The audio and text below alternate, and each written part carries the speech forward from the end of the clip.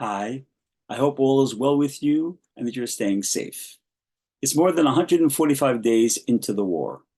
More than 145 days that our captive brothers and sisters, sons and daughters, mothers and fathers are experiencing captivity in unimaginable conditions reminiscent of what our people went through 75 years ago.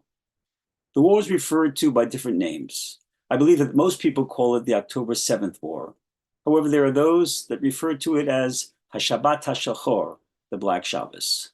Shabbos is the most precious gift that the Ribono Shel Olam has given us and should never be referred to in any derogatory or demeaning way. It's the covenant between Klal Yisrael and the Ribono Shel Olam and declares from his side that we are the Am HaNivchar, the chosen nation.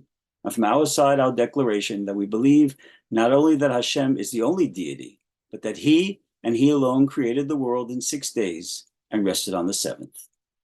In this week's Parish of Kisa, we are reminded of our commitment to cherish and observe Shabbos properly each week. Many of us are aware that when Rosh Hashanah falls on Shabbos, in order to protect a possible desecration of Shabbos, we do not blow the shofar.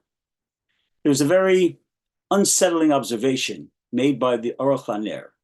He writes that those years that the first day of Rosh Hashanah fell on Shabbos, Klal Yisrael either experienced its most wonderful years or its most tragic years. Rabbi A.L. Scheinbaum writes that indeed, our greatest national tragedies, the destruction of both Batei Mikdash and the most devastating pogroms against our people, occurred during the years when Rosh Hashanah fell on Shabbos. May I remind you that this past Rosh Hashanah, the first day of this year in which the tragic war of October 7th occurred, fell out on Shabbos when we did not blow the shofar. What's the connection between Shabbos, Rosh Hashanah, and not blowing the shofar? This is not the forum for a deep hashkafic and halachic analysis, but I will share with you a very simple understanding. Rosh Hashanah is the Yom Hadin, the day of judgment. Hashem reviews our actions over the past year, waits patiently for our tshuva, and decides on our fate for the coming year. The shofar, symbolic of Akelis Yitzchak, when Avram Avinu and Yitzchak Avinu showed their ultimate loyalty to Hashem, acts as a major advocate in our defense for a happy and successful year. When Rosh Hashanah falls on Shabbos, and there is no shofar to advocate for us, Shabbos, by the way of its being the covenant between Klal Yisrael and Hashem, has the ability to serve as our advocate for us having a healthy and joyous year. But it all depends on how we treat the Shabbos.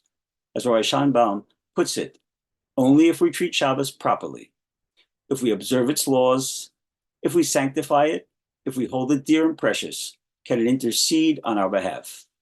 Even if we observe all the basic halachot, but don't treat it with the proper love and respect that it deserves, it loses its ability to champion for us.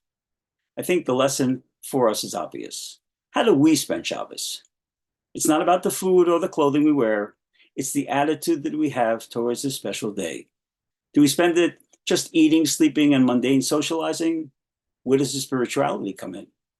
Of course, there is the need for Oneg Shabbos. Good food and nice clothing enhances the day. But we need to gain from the day. Hashem told Moshe Rabbeinu, quote, I have a special gift for Klal Yisrael. The Ribono Shel Olam himself is telling us that it's a special gift. It's ours for the taking, but in order to benefit from this wonderful present, we have to unwrap it. The challenge is there. Shabbos can be a day where we only focus on pure enjoyment and relaxation, or a day to have the enjoyment, but also experience Me'ein Olam Haba. May Hashem give us the understanding as how special Shabbos is and how to make the most of it. And may this special day in the future be a spokesman as to the greatness of Klal Yisrael. May we hear Besuros Tovos very soon. Kol Tov.